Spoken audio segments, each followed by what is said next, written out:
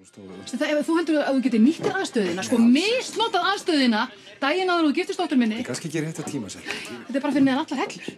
Þú getur ekki stillt mér svona upp í vegg. Ég meina, ég að reka hérna fyrirtæki og ég var búin að gera ráð fyrir þessum peningum.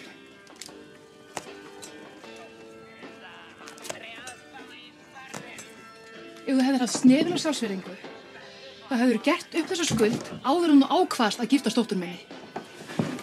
Það þarf nú kannski ekki verið alveg svona mikið mál. Mikið mál? Þú að standa við þína samning, annars verð ég bara að fá lögfræðinga í málið. Hvað, viltu ekki bara senda handrukkur á mig?